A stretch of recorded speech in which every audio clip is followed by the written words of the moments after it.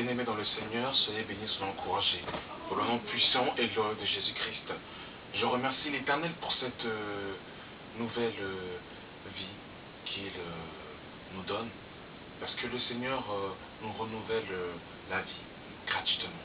Et c'est un privilège, parce que le Seigneur fait de bonnes choses dans notre vie. Je remercie également tous ceux qui m'encouragent, qui m'envoient des commentaires, de loin comme de près, dans la prière, par les commentaires. Merci pour votre soutien. Et que Dieu bénisse aussi tous mes détraqueurs, tous ceux qui souhaitent ma chute et tous ceux qui calomnient et murmurent contre moi. Soyez bénis dans le nom de Jésus-Christ de Nazareth. Alors aujourd'hui, par la permission de Dieu, je vais parler de l'imposition des mains. Frères et sœurs, il faut que nous puissions demander au Seigneur le discernement. Le discernement, pourquoi? Parce que beaucoup de choses se passent dans le plan de vue invisible. Dans le plan de vue invisible. L'apôtre Paul nous dira dans 2 Corinthiens chapitre 4 que nous ne regardons pas aux choses visibles, mais à celles qui sont invisibles. Et le monde invisible est plus important que le monde physique que nous voyons. Parce que dans le monde spirituel, il se passe beaucoup de choses. Voilà pourquoi tout ce que nous faisons a un impact dans le monde spirituel. Et en ce qui concerne l'imposition des mains, frères et sœurs, beaucoup de choses se passent. Parce que il ne faut pas que nous soyons naïfs et que nous puissions nous livrer à n'importe qui, n'importe comment, si le Seigneur ne nous a pas recommandé, et si le Seigneur ne nous a pas mis à cœur de faire une chose, se jeter comme ça dans la gueule du lion. Il faut demander au Seigneur qu'il puisse nous donner le feu vert, si on peut se laisser imposer les mains par un homme ou une femme. Parce que quand un homme ou une femme vous impose les mains, frères et sœurs, il vous transmet soit la vie, soit la mort. Vous pouvez recevoir soit une malédiction, ou vous pouvez recevoir une grâce particulière du Seigneur. Et c'est important, frères et sœurs, de pouvoir connaître ces choses. Lorsque nous parcourons les livres des Actes, on peut s'apercevoir que les apôtres imposaient les mains aux personnes pour qu'ils puissent recevoir le Saint-Esprit. Voyez-vous, quand on impose les mains, il y a une transmission qui s'effectue, en bien comme en mal, selon la vie et l'état du cœur de l'homme ou de la femme qui vous impose les mains. Et nous allons voir justement, au travers des Écritures, l'imposition des mains. Et qu'est-ce que Dieu nous recommande par rapport à cela? Alors nous allons partir au préalable dans l'Ancien Testament, pour voir que dans l'Ancien Testament, eh bien, les Juifs, lorsqu'ils allaient pour pardonner leurs offenses, ils allaient prendre un animal et le donner au sacrificateur.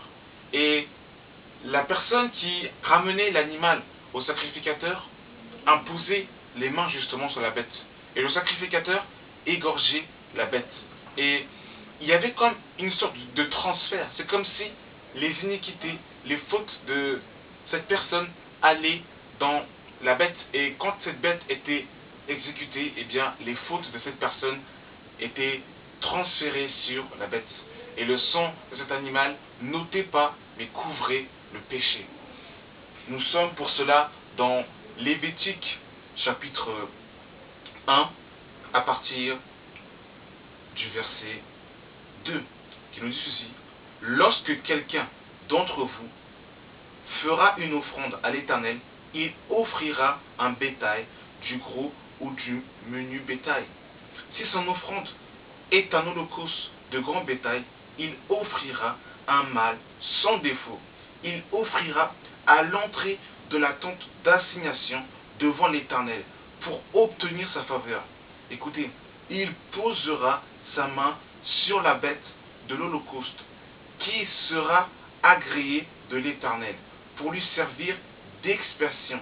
Il égorgera les veaux devant l'Éternel et les sacrificateurs fils d'Aaron offriront le sang et le reprendront tout autour sur l'autel qui est à l'entrée de la tente d'assignation.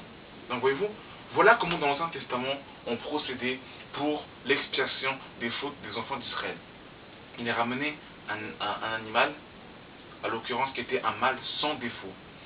Et justement, il posait sa main sur l'animal et l'animal devait être égorgé.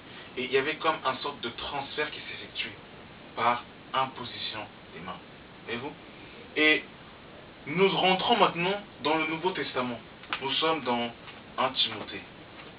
Chrétiens, c'est important que vous puissiez connaître ces réalités spirituelles pour ne pas d'aller d'église en église, d'assemblée en assemblée, et vous laisser imposer les mains par n'importe qui.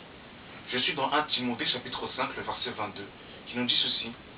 N'impose les mains à personne avec précipitation et ne participe pas au péché d'autrui, mais conserve-toi pur. Voyez-vous, l'apôtre Paul recommande à Timothée de ne pas imposer les mains avec précipitation. Un enfant de Dieu est conduit par l'Esprit de Dieu. Et selon ce que l'Esprit le mettra à cœur, il imposera oui ou non les mains. Parce que, frères et sœurs, vous allez d'assemblée en assemblée, d'église locale en église locale. Vous fréquentez des pasteurs en pasteurs. À chaque fois qu'un pasteur vient de je ne sais où, vous vous laissez imposer les mains par cet homme. Mais est-ce que vous connaissez la vie de cette personne? Connaissez-vous l'état du cœur de cette personne? Est-ce que le Saint-Esprit, mon frère, ma soeur, t'a-t-il recommandé d'aller te laisser imposer les mains? Voilà pourquoi est-ce que beaucoup de chrétiens, quand ils vont dans les assemblées, ils ressortent de plus en plus chargés par des fardeaux. Ils commencent à avoir des songes étranges. Pourquoi? Parce qu'ils se laissent imposer les mains par n'importe qui et n'importe comment. Des fois, ces pasteurs sont dans la franc-maçonnerie. Ils font des cultes dédiés à des morts.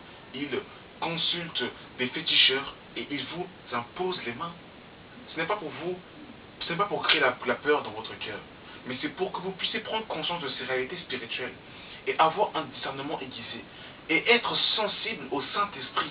Demandez au Saint-Esprit si le Saint-Esprit vous met à cœur de pouvoir, oui ou non, aller vous laisser imposer les mains par une personne. Et nous-mêmes qui voulons prier pour les personnes, il faut que le Saint-Esprit aussi nous mette à cœur ce désir de oui ou non imposer les mains. Et non imposer les mains à tout va, n'importe qui, n'importe comment. Mais vous, des fois la personne a tout simplement besoin d'une parole pour être libérée, pour être affranchie. Parce que Jésus dira dans Jean 8, 32, vous connaîtrez la vérité et la vérité vous affranchira. Il y a des personnes qui n'ont pas forcément besoin qu'on leur impose les mains pour qu'ils obtiennent la vérité, pour qu'ils obtiennent la délivrance, mais tout simplement, ils ont besoin d'une parole du Seigneur pour être affranchis, pour être libérés. Donc laissons-nous conduire par l'Esprit de Dieu et ne faisons pas les choses à tout va pour ne pas participer au péché d'autrui. Merci Seigneur pour cette vidéo. Merci Saint-Esprit parce que tu nous avertis encore. Que ton nom soit couronné, Père de gloire. Au nom de Jésus-Christ. Amen.